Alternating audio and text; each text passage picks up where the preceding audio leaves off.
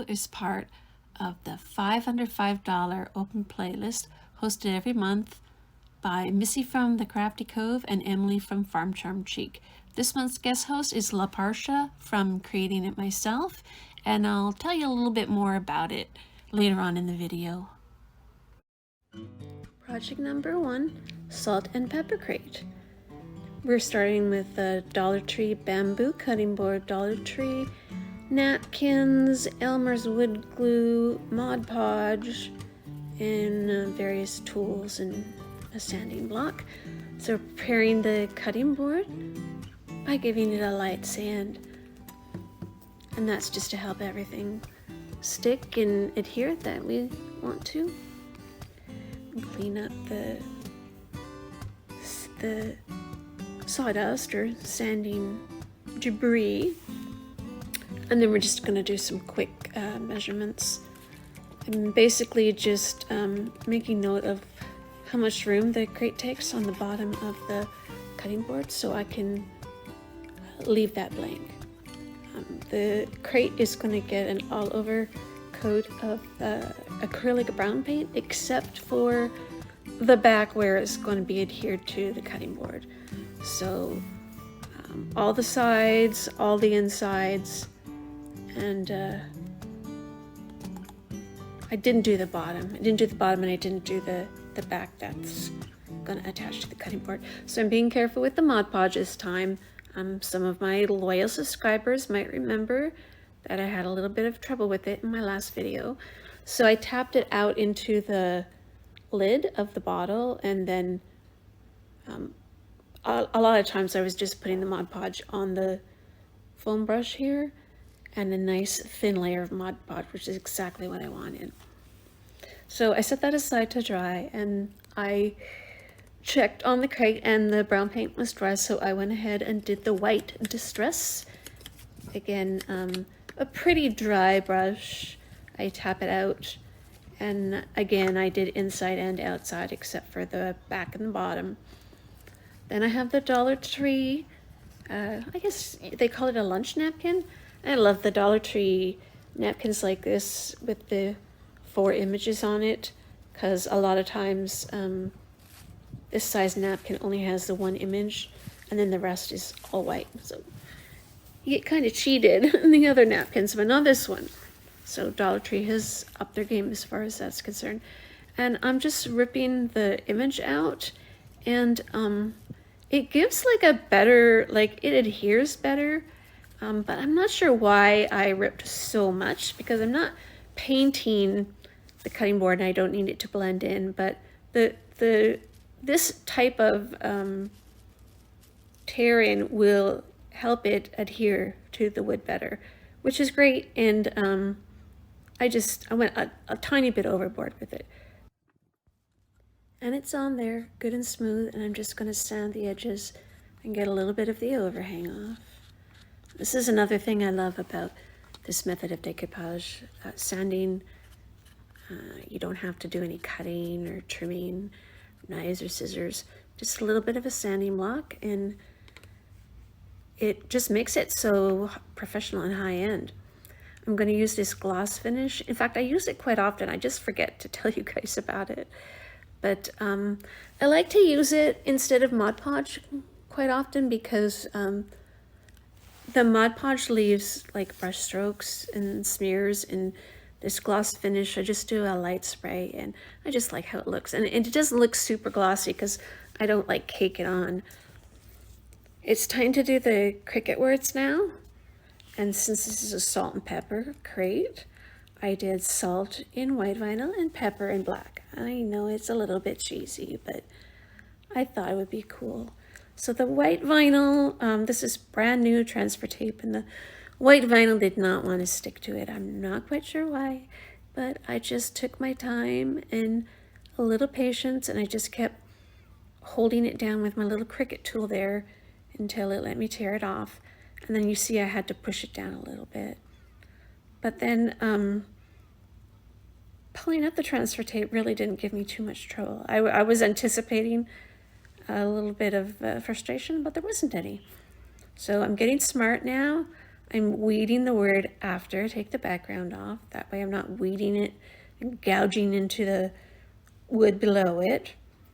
So it's weeded and ready. I'm getting my transfer tape on, same piece of transfer tape, because you can use it quite a few times. In fact, it's usually better after a few times, because super, super sticky just doesn't cut it sometimes. It just makes it more difficult. So we got pepper on there, and it was like no problem. Like the salt one gave me so much trouble to get it down, and pepper was like totally fine. So I'm just checking to make sure it's centered, but I mean, really, I could have eyeballed it. It looks okay. And this is the back of the salt and pepper crate. I'm just starting in the middle and pushing that word down. And that seems to work. I read about that, and I watched a few videos about that, and they say start in the middle when you're pushing it down. So that's what I've been trying to remember to do. All right, flipping it over. The napkin is cool and dry, and we can work on it without worrying about messing it up. So I like to do a couple of beads of the wood glue, and then I'll do a bead of hot glue in the middle. I just feel better about doing it that way instead of dots and circles and things. So this works for me. I get it on there, and then I realized I needed to push it up a little bit, so I grabbed it and set it up vertically there.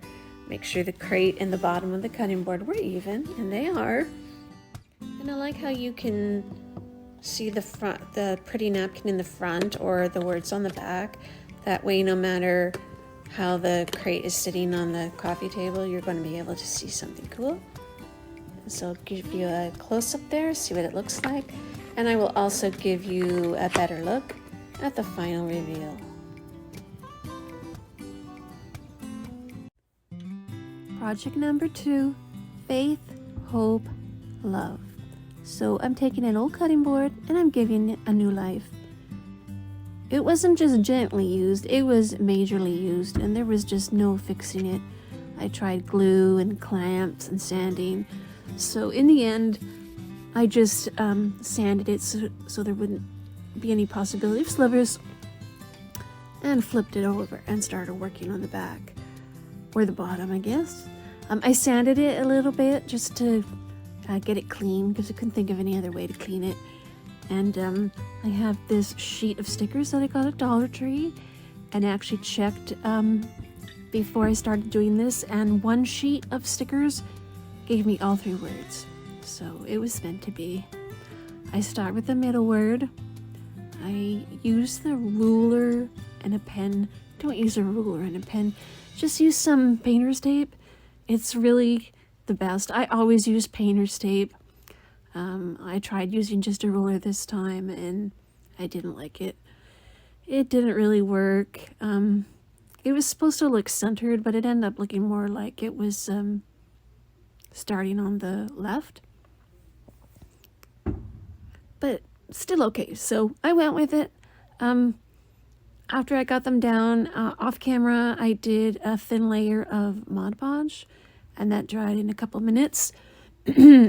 And then I came in with this cottage white chalk paint by Folk Art, and I thought I was just going to give it a nice gentle one coat of paint, but you could just see the brush strokes too much, so I ended up giving it 2.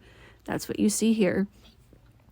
And I pulled out some ribbon because I had the thought that the words were going to look like they were lonely. I just figured I needed a border, and this is Dollar Tree ribbon as well. So the cutting board is still drying a little bit, so I'm going to work with the ribbon. I'm going to make 2 loops, and I did this in my previous video, I believe, just on a smaller scale this time. So 2 loops, just hot glue them together, and then I put them together like an X. So I hot glued them like an X, And then I took the ribbon and made an awareness shape.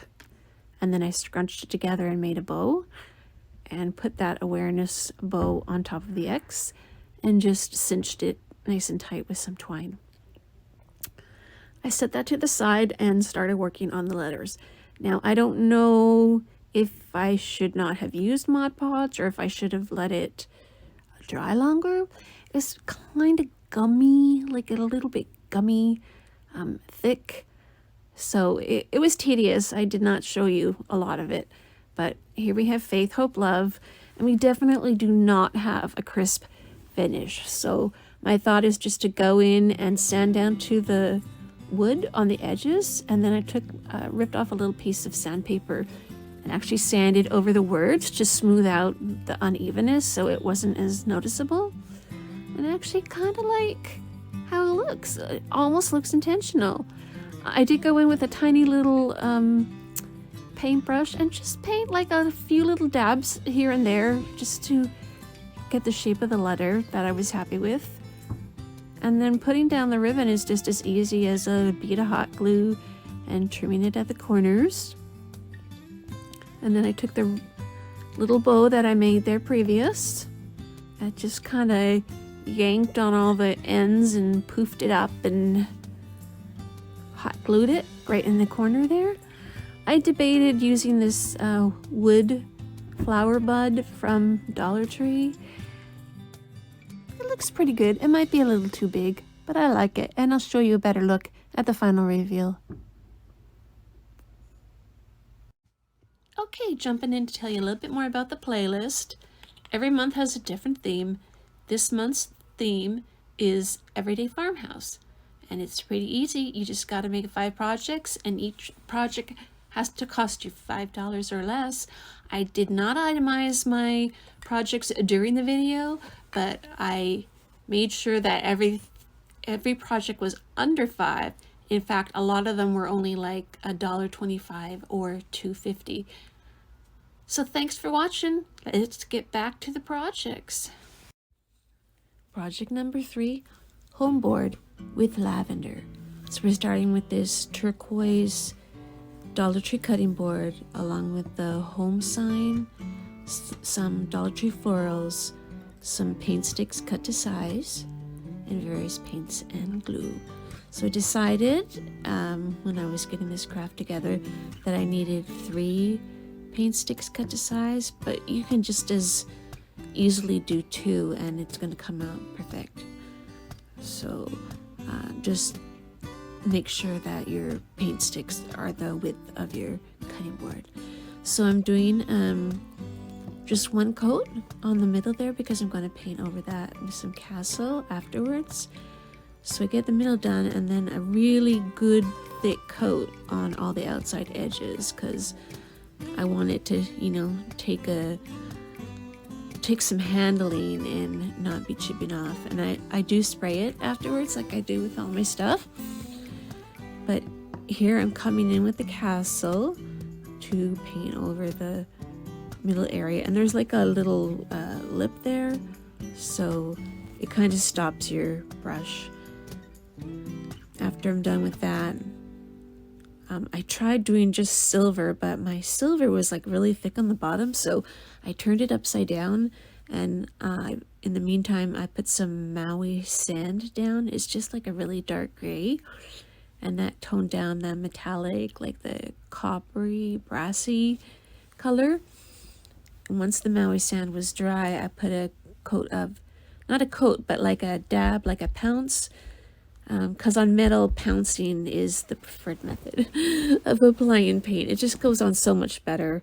You don't want to use a brush. You don't want to see brush strokes because it'll brush the paint right off and you'll see the silver underneath. So always pounce your paint on metallic surfaces. All right, now I'm going to fuss around with these Jenga blocks. I end up wanting 4 pairs.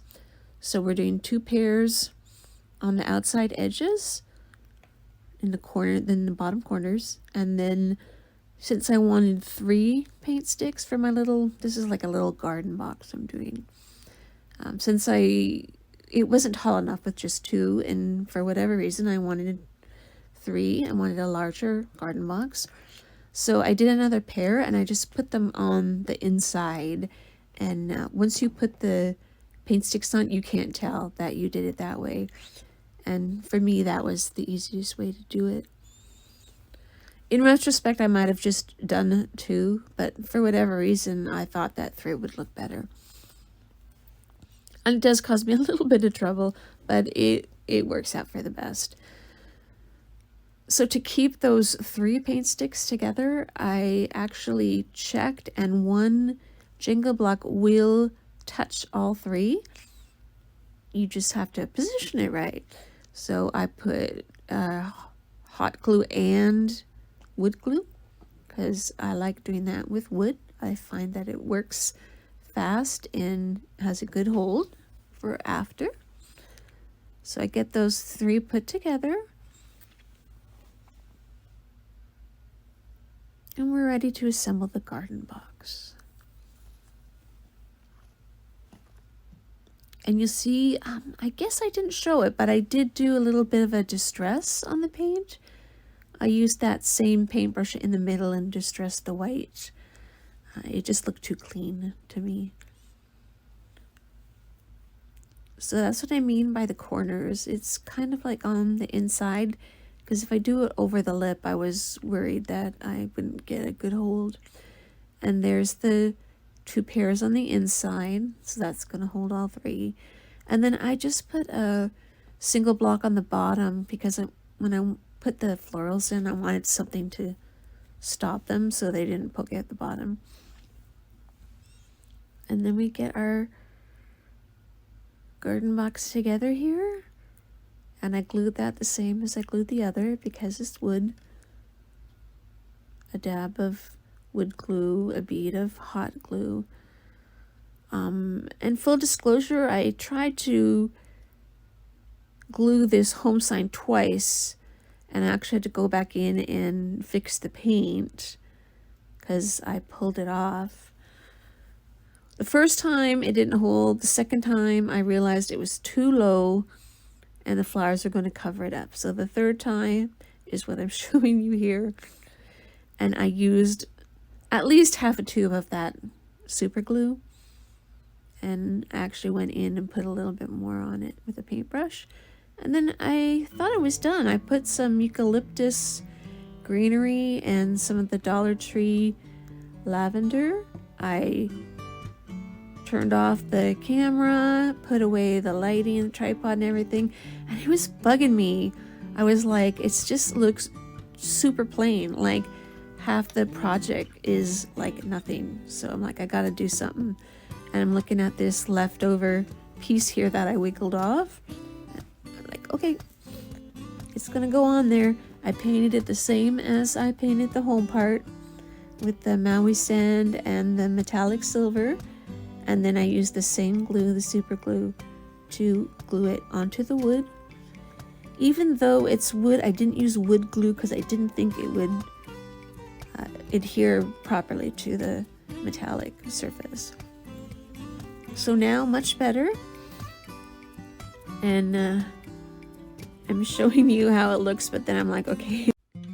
Project number 4, circle board. We're using the same turquoise cutting board that we used before with rub-on transfers and paper doily. So the wood round came from Amazon, and you got to remember to peel off that paper. I won't lie, I used it a couple times without taking the paper off, and didn't work out. Anyways. We're going to glue the 2 together, and I don't know what glue is best to use, so I'm using 3 different kinds of glue here. If you're sure of what adheres the best between the plastic and the wood, then you do you, but I'm doing E6000 in the corners, super glue on the edges, and a couple of beads of hot glue in the middle. So that sucker better stay on there. Once I'm done with that, I'm going to flip it over and give it a coat of cottage white folk art chalk paint. And I can flip it over right. There we go. Okay, so a nice solid heavy coat of paint, no water, and I think I give it 2 coats because I want to do a thick coat on the top as well. So I want it to completely hide the wood grain underneath. I want to just see the white part because for the transfers, I want it to be totally white underneath them. And that was a really crappy brush I was using. You see me pulling the little hairs of the brush off of the, what is now a cutting board. So let me just get that finished. Okay. And I thought it would be cool to create a border with the doily.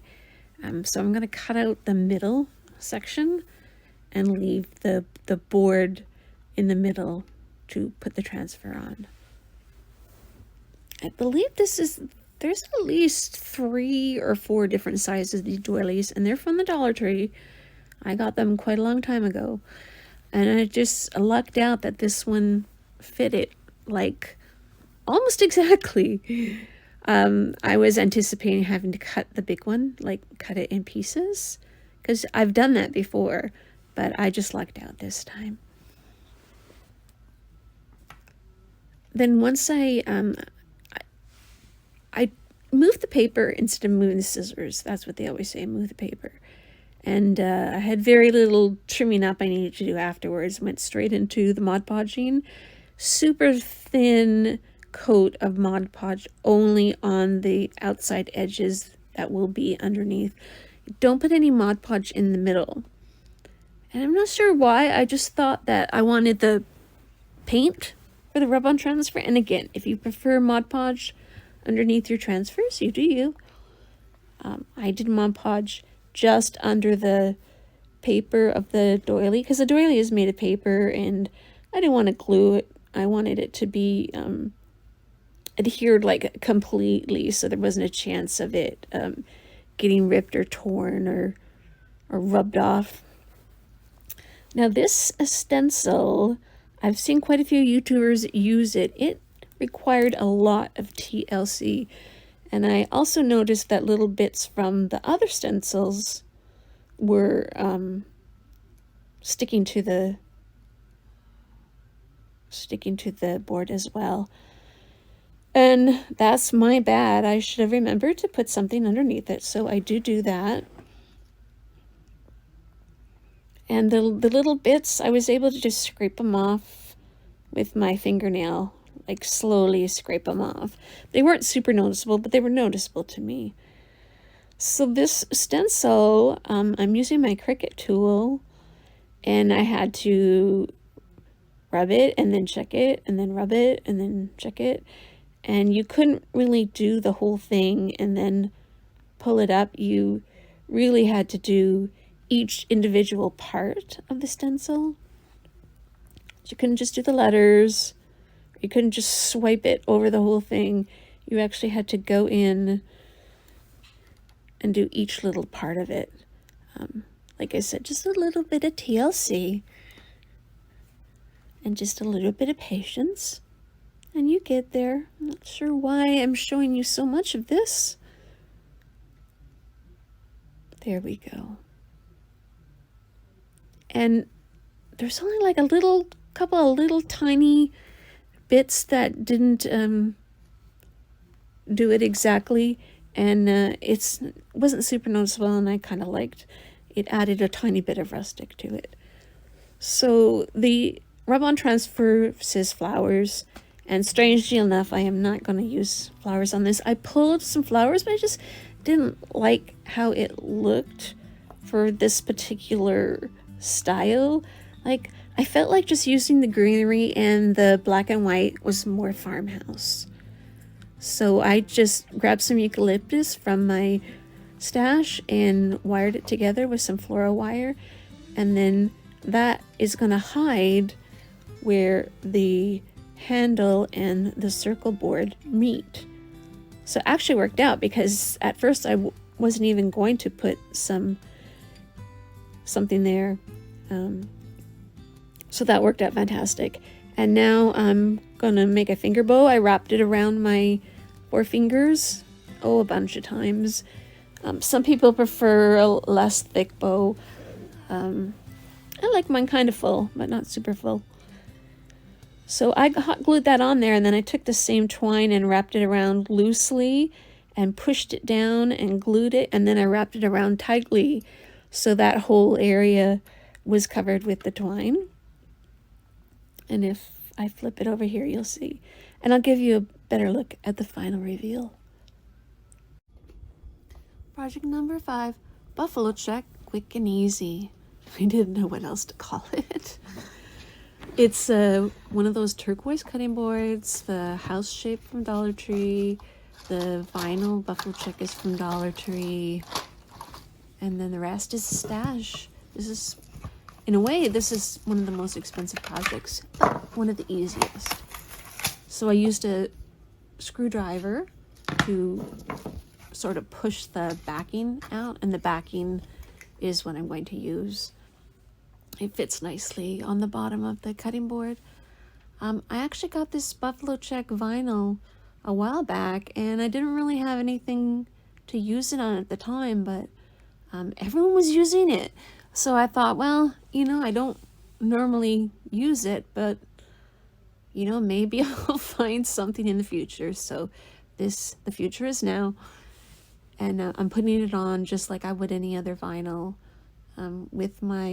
with something to rub it as I go. It sort of keeps down the bubbles, but not entirely. And I do go back a couple times and rub out some of the bubbles. But I like how it turned out. And the Dollar Tree vinyl is really easy to use. It sticks nicely, and it's really easy to trim. You don't need a knife. You can just pick up your project and cut off the edges, and you're good to go. And if you wanted to sand it, you could do that too. I've sanded Dollar Tree vinyl in the past, but this time I just give it a quick cut. I was in a little bit of a rush, not gonna lie. Okay, so I got an idea of how much of this I need to paint, how much of this cutting board I need to paint, because I want as much bare cutting board to glue onto the house shape as possible. That's just how I like to adhere things. And I made the mistake of watering down my paint in the beginning, and it just wasn't sticking. Now I did spray this with my gloss finish spray before, and that's just to give it something to adhere to. Some people spray it with a base color. I just sprayed it with my clear coat. So I thought, oh, it's on plastic. I need a nice thick paint that comes right out of the bottle and goes on quite nicely and covers the bottom color. So this is my, I believe this is my Magic Fly black acrylic paint.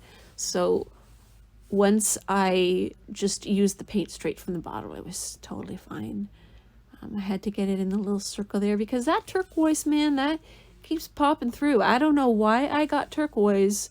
I mean, turquoise is my favorite color, and maybe that's what I'm thinking, but, you know, turquoise is not farmhouse. Okay, so I realized I needed to even do like the tiny little edges, because that, again, that turquoise was just popping through. And during this project, I do go back a couple times and touch up. And I'm going to give it another spray after I take the pictures, because it definitely needs something to stop it from getting chipped or scraped off. Now I realized I had to do the bottom edges as well, so I go in with just plain black acrylic paint from the bottle and just get the edges down. And I'm sorry I'm showing you so much of this.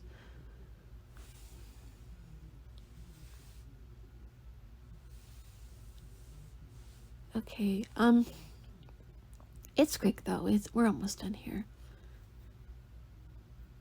There we go. So I have that nice little square part there, and I already put E6000 in the corners. So I'm filling the spare parts with some hot glue, a couple beads of hot glue. And this is just going to be pressed right onto it. And that's all there is. Now I was going to embellish it with another piece of the vinyl around the handle to make it look, you know, kind of like a ribbon, but I decided a regular ribbon, or in this case a regular lace ribbon, would look good. So I just wrap it around the handle. I just wrap this lace around the handle a couple times, and then tie a regular shoestring bow. Trim the tails. I wanted a little bit of tails to hang down on the black, but trim the tails, and this is it. I'll give you a look at the final reveal.